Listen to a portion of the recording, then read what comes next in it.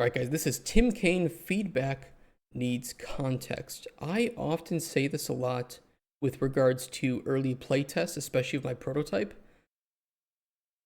You can't just ask players to play your prototype and tell you what they think, especially people who aren't game developers, because I think game developers, when you say, hey, here's my prototype, they're like, okay, I get it. Your art's probably going to look like shit. There's going to be some bugs.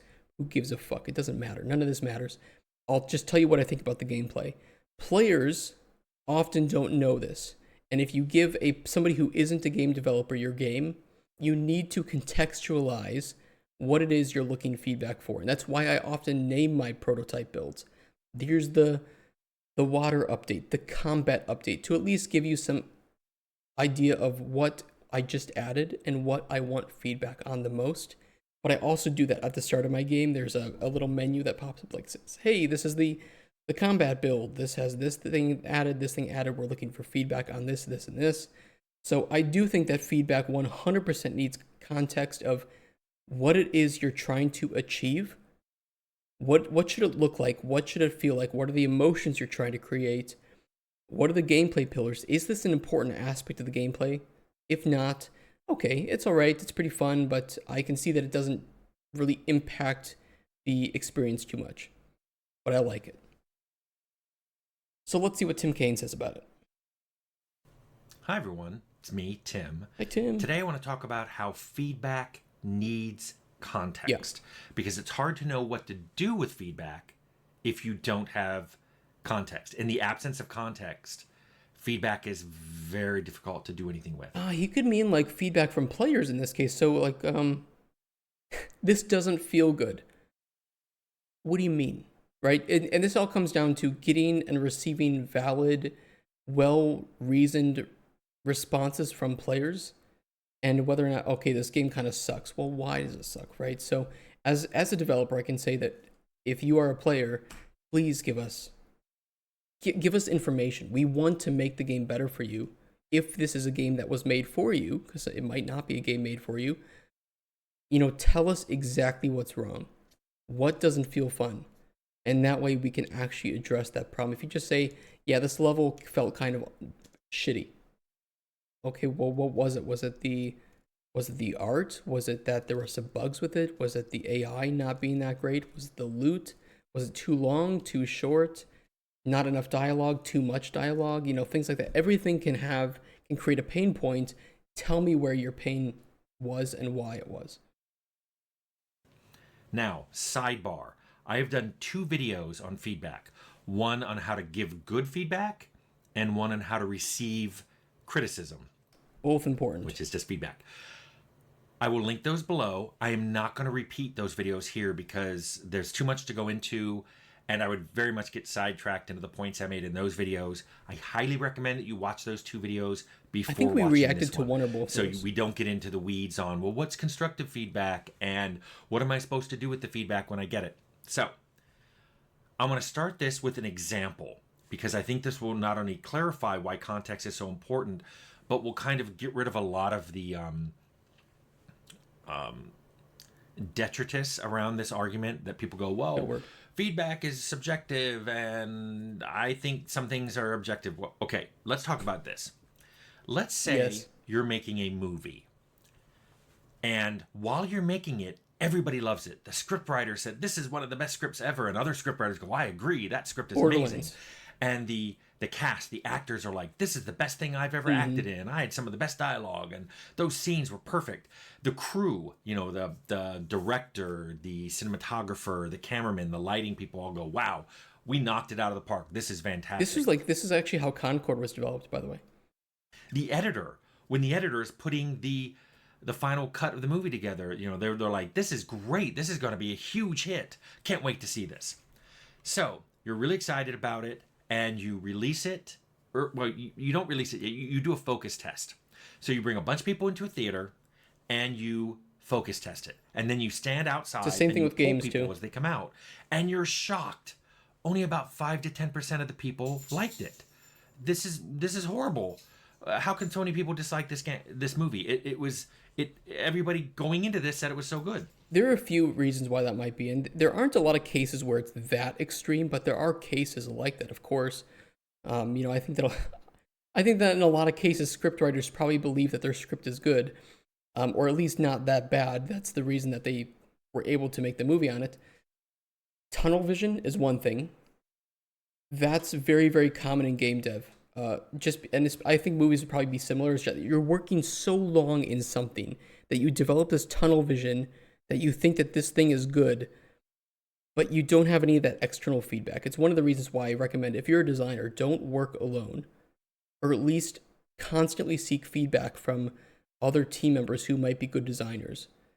And if you are working in a team, try not to work in a vacuum. Try to just show people what you're working on, show other people, say, you need to be honest with this. And sometimes you're not going to get that right, especially if you have a toxically positive environment. That might be the right way to say it, where people are just constantly patting each other in the back and never really talking about the problems. Concord. And I've also worked in a place that was similar to that. Not as bad, though, thankfully. I think that there's another reason that would be ego, where you just think, oh yeah, I'm the fucking greatest. This is the greatest thing to ever even make it to the Steam platform. Gaben himself will jizz his pants at the thought of my game being released. And then it's just Dustborn or something, right? Probably. And that's another reason for it. What would be a third reason for why this might be the case? I think that marketing has something to do here. If you have said our game is super realistic, it's ultra realistic, you're going to be able to do everything. Our game is so realistic, it's great. People who love realism will love our game. And you constantly just shove this down players' throats. And then it's like, I don't know, cyberpunk levels of realism, which isn't really that realistic. Just like arcadey in a way. You're going to piss some people off because it's like, well, I didn't expect this because you told me it would be something different. And it wasn't that. And I think that those are probably the three major reasons why you probably end up with people thinking what they've made is great. Play testers or a focus test group will say that this is trash. So you, at the next focus test, you start asking questions. You make a list of questions you want to ask people. And so on that second one, you get the same response, which makes you realize something's going on. Again, only 5 to 10% of the people like it. But those people all have the same thing. The plot was awesome. The characters were funny. The cinematography was so great. I loved it. And then the other 90% are saying things like, well, what was that? What was going on there? I couldn't follow a thing. That movie stunk. So now you're stumped. You're like, how can there be such a disparity? And why is something that we thought was so good getting the minority view? I mean, that just feels multivariate, like without more context, which is what's the video is about. It's like you don't know. It's like, why did those 5 to 10% like it? Was this a superhero movie? And these were the super fans of superhero movies. Any superhero movie, they're gonna fucking love, right? And it's like, okay, but they will always be our fans because we are making a superhero movie. They will always be there, no matter what it is. But we need to appeal to a larger audience, to the people who want that good story or want good visual effects or something, because that's how we make money on this. And it's about, we need to recuperate money and ideally make a profit. And we would probably like to have the last 3 to 5 years of our life actually mean something, that, we had a good impact on the industry in some way. So yeah, making something that isn't universally panned would be nice. So for the next showing, you go inside and watch the people watch. Yes, so I mean, I hate to pause again, but that's exactly it. That's why if you're a designer, if you're a game dev, watch Twitch streams, especially Twitch streams. YouTube videos are okay, but Twitch streams are exceptional because they are live.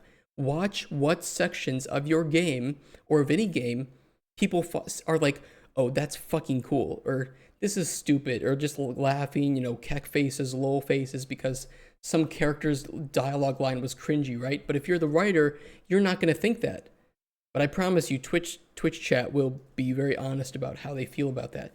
Twitch streams and anything sort of live content about your game, YouTube live streams are also existing, are just exceptional, raw focus groups of what your game is going to be, especially for like story elements. And streamers themselves will make it pretty clear if there's a frustrating aspect of your gameplay. You stand off to one side and you watch it. And here's what you notice. Let's say there's like 400 people in the theater. There's 20 rows and there's 20 seats in each row. Let's just make it simple. You immediately notice something. Only the people in the first row and some of them in the second really seem to be enjoying it.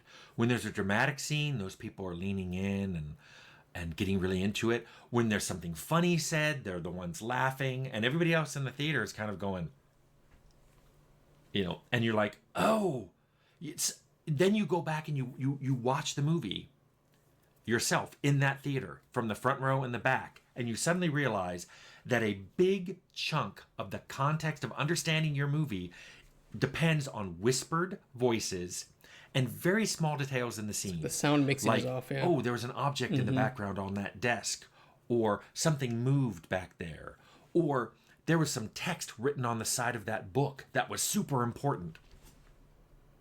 Uh-oh. You suddenly realize that you've made a fundamental mistake. You've created a movie that requires those very subtle details to understand. Now, you change the next focus group and make it smaller and everybody's sitting up front. Boom. Suddenly when you do the polls at the end, 95% of the people are loving your movie. Whew. Let's look at what you should have learned there. First of all, already it's too late or too expensive. The cinematography, yeah. By the way, remember, audio mixing would be it's cheaper. not that it's too late, it's really that you don't have the money. Everything comes down to money. It's too expensive to reshoot the entire movie. Now, you can go through and re-record those voices. It's called, ADR? I don't know what it stands for, but it's when they do the voices later. It's commonly done in movies anyway, so you can just record the whispers and the hard-to-understand dialogue at a higher volume. Boom. But reshooting all the scenes, getting all those little details that were in the background or were too small to see, reshooting those scenes so they're bigger, that's just not going to happen. To put this in terms of games and the production stage video I made, you should have made a short sample of this movie and tested it. A vertical slice. It with people. You should have made either, I don't know, a prototype or a beautiful corner or a vertical slice of your movie and gone through that stage. But you didn't. You made the whole movie, and now it's too late to make those. Yeah, I mean, that's exactly the reason why prototypes and vertical slices are made. It's 100% the reason why. It's to fail early, because it's much cheaper to fail early than to fail later. And if your gameplay idea is fundamentally shit, you're going to realize that in prototype, if you do your prototype properly. If something a little bit maybe more subtle, like maybe your art isn't that great, or certain assets need to be changed, or you need to add something else to the gameplay loop, you're going to find that with your vertical slice, right? Because you're going to just realize that something feels missing, or the art style doesn't really match here. And yeah, it's expensive to fix, but it's a hell of a lot less expensive to fix than going through your entire game and either adding things into levels, like adding in points of interest, to levels that have already been specifically designed, sometimes in ways to not be too bloated, or to completely change the style of all the assets. That's exactly why pre-production exists, and it's why you should do your pre-production properly. It's going to take time, but if the more, there is a golden time, right, to spend where you're not spending enough time or you've spent too much time in pre-production. There is a golden point, but you should try to reach it, and you should know that, yes, it's chaotic. Yes, it doesn't feel like a finished game yet, but you're doing that to reduce the number of unknowns later on throughout development in production. You're figuring out, okay, we thought we could do this with our water system, let's say, fluid flux. Now we realize that's not going to work. And it's great that we realize this before we've even entered production, and we'll know that we need to budget in enough time and have enough people on hand to develop our own water system. Things like that. Changes. Now, This isn't a bad movie either, because the people who got the details loved it. So this kind of goes back to my whole there are no bad games, there's just bad games for you. Think about a game that you thought was bad, but other people liked. Guess what? Maybe you didn't get it. Maybe there Yep. was a way there, to view that game, or maybe there were details in that game that you missed. I mean, that's very common. I mean, how many times have even you guys played games and there was a system or feature you could turn on that could do the thing that you were frustrated you couldn't do? And when somebody showed you where you're like, well, shit, I wish they had shown that to me sooner or shown that to me in the tutorial. That's the pain point. That's the feedback with context, was that you wish it had been shown to you and it wasn't shown to you. That would have made the game click for you. Sometimes it's if you had just played the game past the first hour or two, suddenly everything would have clicked into place and you would have loved it. Now, I've heard people say, well, there are ways developers can give a game a broad appeal. You know, there's certain characters you can put in, Yes, and there certain are. tropes and story and setting you can do that give a game a broad appeal. But then again, there are people who don't like broad appeal games. I mean, that's happening a lot lately, I think, with games, right? Is where game budgets have become so bloated that in order to make money back, I'll use Star Wars Outlaws as a pretty good example. I feel like Star Wars Outlaws was that mass appeal game. Baldur's Gate 3, to some extent, for more hardcore CRPG players, felt a little mass appealy. And the reason is, the larger the budget, the more money has to be made back. And you can't, there's only two ways you can make more money: sell to more people, increase the price. Those are the only two ways. That's it.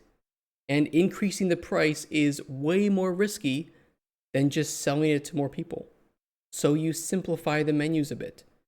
You remove the inventory Tetris system because you know some people don't like it. But that people that do like inventory Tetris will still probably play the game because they like the fundamental game. They just would have also liked it a bit more had inventory Tetris existed. Mass appeal. That's what it is. So that's why I advocate strongly for lowering the price of games, of game development, because you'll be able to find that game developers can take a bit more risks and develop a game that is a little bit more niche. Love niche games and they love feeling special for feeling niche games. So those people will be driven off by a broad appeal game. But if what you're going for is a 90% approval rate, you may want to go that way. Yep. Now I want to talk about. But, and this is a but with two T's, but you can also market your game accurately to that niche. I know he says go in for 90% reviews, you have to do mass appeal. I don't agree, but I think that maybe he would agree with me if we broke it down a bit further. You just need to market it properly. You can target a niche. You just need to make sure that that niche are the people that are playing your game, because if your game is good for that audience, you're going to get really good reviews. You absolutely are. But if you market to a general audience of people that were expecting something a bit more generic and not so maybe hardcore or complex or deep, you might alienate them and they will say, well, I didn't really like the game, refunded. You know, it wasn't my type of thing. I thought it would be a little bit more casual, easy to play, but it wasn't. You know, bad review, things like that. So it all depends. There's a lot of, I don't want to break it down any further because I could talk about this for many, many hours. But just know that there isn't a one size fits all solution. A lot of it comes down to you can make your niche, but you have to make money back from that niche, and you have to market it properly to that niche. And all those factors, when combined, if you know that it's large enough to make the money back and you've marketed it properly, yeah, your game is probably going to do okay if the game is fun. Lessons, but let me talk one final word about the movie, because there's some stuff you can think about later. The first thing I want to say is maybe this movie will do really well when it's released on video. Maybe seeing it at your home screen, which most people have big TVs now, and you're sitting closer and you have captioning on, maybe it'll suddenly do well when it gets released into the video market. The home. That's true. I mean, I watch most things with subtitles on because I don't like missing out on whispers. And a lot of times, usually theaters don't do a poor job of it, but there are a lot of cases where watching it on the home screen where they don't do a separate audio mix for home setups, you can miss out on those whispers. And I fucking hate that when those whispers or those quick to miss little quips they just don't hit my ears properly. Streaming market. And also, there's a whole lot of reasons why movies do bad in theaters when they're released, but then subsequently do great on video. And it may have to do with marketing, and sometimes it's just it wasn't marketed well, and then it was discovered later on video, and something. It can also be experience at the theater. Loud people. But there's other things, like maybe it was released at the same time as a competitor movie that was similar, that was just better, or got overshadowed, or outmarketed. So people were going in droves into the theater to see your competitor movie, so nobody saw yours. There's a TV example of this, The Sopranos and The Wire. The Wire, at the time, was not watched by many people because they were already watching The Sopranos. But now, after these shows have been out, people have gone back to The Wire and have been like, holy shit, this is also exceptional. Again, it's subjective, but, these are often considered on pretty similar, equal levels in terms of writing and execution. But because one was just overshadowing the other didn't really get any awards, which is kind of a shame. This happens in games all the time. You release an RPG at the same time a bigger RPG comes out. The bigger RPG gets all the money, all the eyeballs, all the reviews, all the attention. Yours, in comparison, isn't as good. Release window is important. It's still a good game, but it's not a great game like that one, and in comparison, it looks lesser. Sometimes it has to do with season of release. Like maybe you released a Christmas movie in the spring, or maybe you released a horror game, not in October. Oh my God! Everyone's a beach movie or a shark movie in the middle of winter. That's just not a good season for those style of movies. That can happen with games too, and there are other things.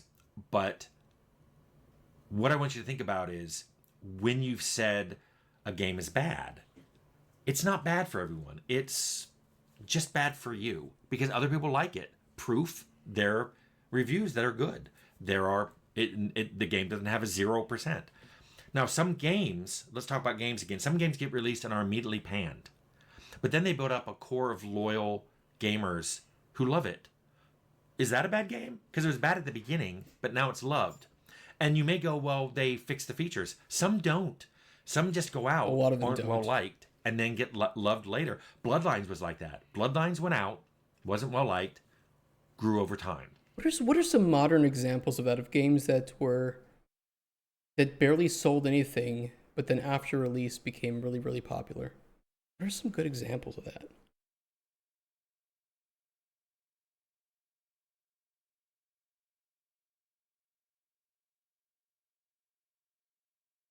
Minecraft?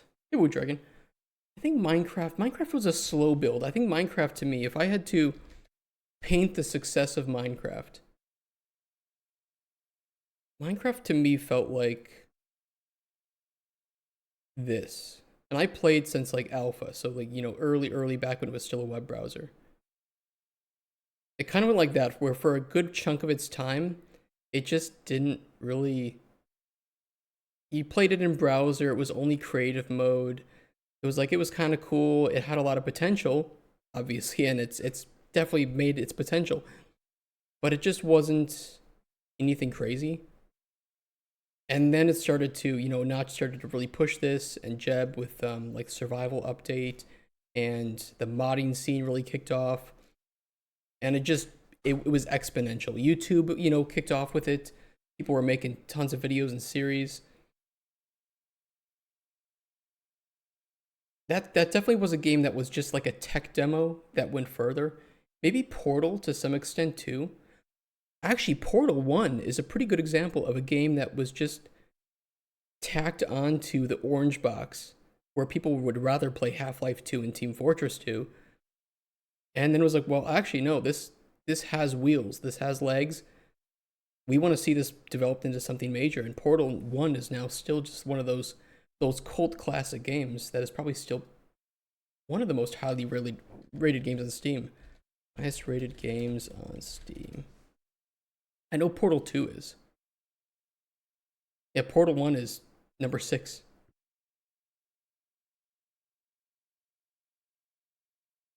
Hey, Odin. Good to see you, man. Left 4 Dead. Maybe Euro Truck Sim would be another good example.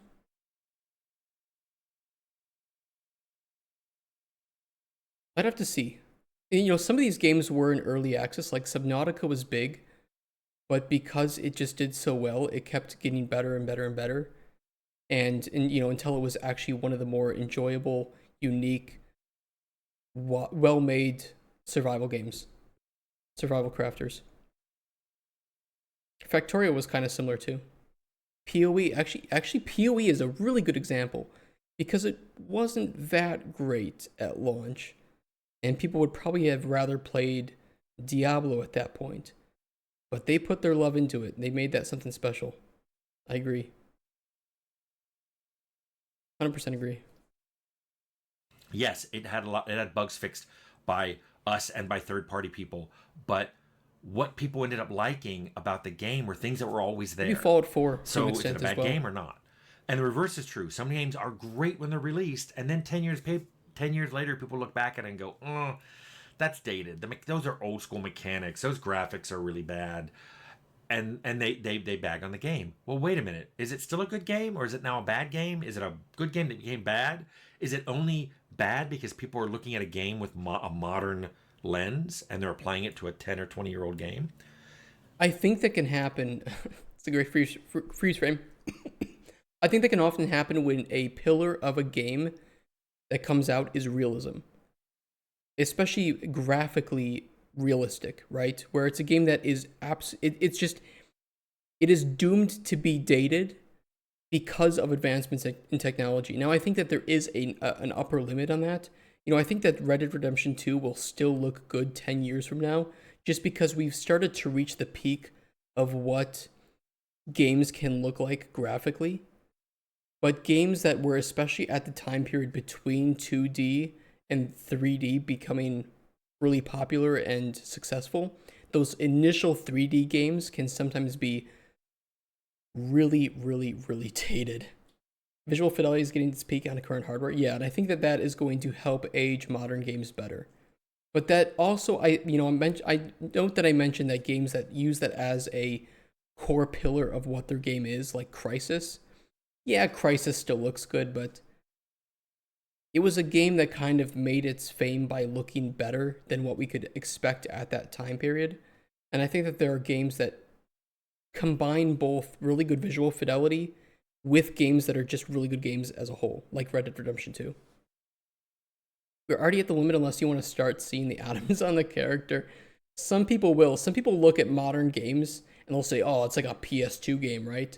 Like, they'll look at Red Dead 2 and be like, oh, yeah, that's PS2 graphics. And I'm like, bro, are we looking at the same game? Are we actually looking at the same game here? I don't know. That's why I say there's really no bad games. There's just bad games for He's you. right. I hate to pause it again, but I also talk about there's no bad game design. There's just game design that doesn't fit well in the game that you're making. Somebody would look at Goat Simulator and say that the design of not fixing bugs is bad, and yet it works perfectly. I don't think pay to win is game design, in my opinion. That's monetization design. I separate that from game design because you're not designing a game, you are designing a system of monetization. Although some people might overlap those. I agree it's bad, but I don't think it's related necessarily to game design. A lot of games are designed around pay to win elements. But that's because of the monetization design, right? If we want to classify monetization design as game design, I agree with you. But I tend to separate those from the gameplay. That you have to fuck with these because the monetization design exists. If you remove the pay to win, then this has no reason to be so grindy, and now it's just bad design. Remember the game I'm working on? So yeah, with PS1 graphics, but the game has amazing movement. Yeah, and I think that stylized games that games that specifically cater to that are going to age much better. You look at a game like System Shock, and games with really interesting mechanics and stylized system or stylized art like that. Sorry, I've been streaming for like 8 hours. My speech is gone. Will age a lot better. I think that to an extent too, that games like Morrowind and Oblivion, even with dated technology, age well just because their gameplay is enjoyable and clunky in some ways, and that clunkiness can sometimes create, uh, it can sometimes create that fun. If you come to a 20-year-old game for the first time now, you're probably not going to like it. Where the people back then loved it. Oh, is it the game's fault? So, but but then you look at like Minecraft and Terraria. Guess what? These games are really fucking old. I hate to say it, but if we look at the release date of Terraria, you're not going to feel good in chat. This was 2011, okay? This is a 13-year-old game. Terraria is 13 years old. Still goated. 13. What's the point of this video? It's made in X and A. You're right, it was made in X and A. The thing I want you to understand most about I forgot about that. This video is when people talk about bad games and good games and they're giving you feedback, understanding why they're saying something is just as important as understanding what they're saying. 100%. When they tell you, I didn't like this, great. You now have an idea of a feature that isn't liked by one person. But why don't they like it? Yes, and the first thing that I always ask myself is, when I receive feedback from a player, is this game for this player? Am I showing this to a friend because I want an opinion and I know my friend will play it? Or am I showing this to a friend that I know will play it and give me feedback and also frequently plays games like this? And I think in a lot of cases, especially for us game devs, we show our games to friends even though this might not be their type of game. And some developers are really good at separating that. I think game designers might be a bit better because they understand what the game is trying to achieve. People who aren't designers might not be so flexible with their understanding. And it's really important to know, am I showing this to somebody who is the target market? And if not, their feedback may not be very relevant. Let's put it that way. They may not like to know that, but their feedback might not be very relevant to this case. Because this is how you will go about fixing it. If you find out that there's 5% of the world that doesn't like this particular thing, but the other 95% love it and look for it, you can't really fix it. You're just going to have to live with the fact that 5% of the people aren't going to buy your game because of that feature. If you instead, people tell you they don't like a feature, and when they tell you why, it's something you can fix without removing that feature, that's a totally different thing to do than just deleting that feature and replacing it with something different. But you need to be aware that if it's something that one person has asked for, are they in the majority? In a lot of cases, they might not be in the majority. They might be the one weird person who wants it changed, but is one of like the few people that actually has a problem with it. So that's frustrating for players. I understand that's frustrating for players when you say, okay, I've logged that this is an issue. We'll see if more people have an issue. And it's like, no, I want you to fix it now. It's like, yeah, but this is the first time I'm hearing that somebody has a problem with this system. You might just be the odd one out. Players fucking hate hearing that, but honestly, it is often the case. That's why metrics are important. Look for someone who likes speed and have them test it. Yeah, for your game mode, that is great. Like people who have played Hotline Miami. Hotline Miami fans probably would like your game. This is why I like when developers use surveys and such for their players to provide constructive feedback. Me too. Any sort of metric, you need metrics if you're a game designer, because you can't just gather feedback from your most loyal fan base, your veteran players, or your friends, because they're not the majority of players. I mean, people hate that about MMORPGs, right? Is where they seem to be designed around retaining this hardcore player base, but then they never do anything to engage with new players.